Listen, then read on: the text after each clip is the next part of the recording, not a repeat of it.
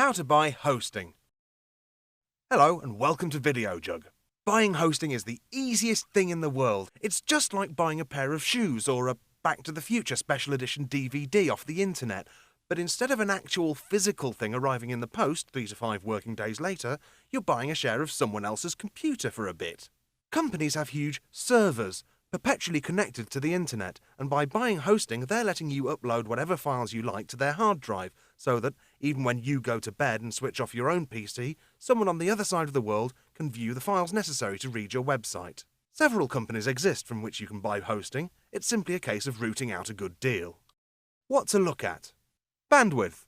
One of the main things to look at is your bandwidth allowance.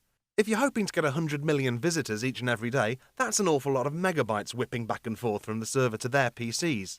Most companies offer about the same. That's up to around 3,500 gigabytes a month. Unless you're hosting large files and extraordinarily high-res photos, it's not something you really need to worry about. Most websites won't even touch that, but massive sites like VideoJug use dedicated servers because you lot watching our videos uses up an outrageous amount of information each month. Web space. This is the amount of physical space your files take up. It's exactly the same as your hard drive at home. Typically, hosting companies will let you host about 350 gigabytes of files, of which the files for an image-heavy site will probably only take up about 300 megabytes. You'll be hard-pushed to fill it all. Specialist stuff. If you want to host forums or use a WordPress blog template, the servers need to be the right sort to accommodate that. If you're very jittery about handing over money, it's worth firing off an email to check if your chosen hosting company can handle things like MySQL and PHP.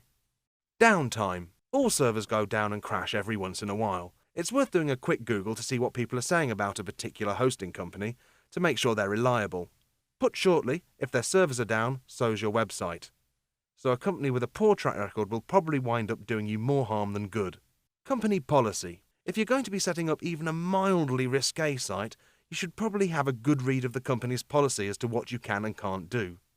Some hosts won't let you write anything offensive, some are jittery about grotty porn, and most won't let you host anything illegal, which is fair enough. Domain name. Watch VideoJug's How to Buy a Domain Name first, but it's generally a good idea to register the domain at the same time as buying your hosting. If everything's in the same place, it'll make things much easier in the long run. You can often get a good deal on domain names. It may well be free if you're buying hosting. Blag a freebie. If you know someone who has an account with a hosting company, there might be a special prize for referral. Both you and they might be able to blag more bandwidth or disk space if you sign up with a promotional code that they've got. So look into it. You can also ask them about their experience with that company. Buy the hosting. When you've picked a company and you're happy that your website will look spiffing on their servers, it's time to spend the money. Fill in your name, address, credit card details and all that, and you're set to go. Bear in mind that it might take a few hours before you can start uploading and a full day before other people can visit your website. They'll give you information on how to go about uploading your files via FTP. For more on that, you can watch VideoJug's film on FTP and uploading. Done.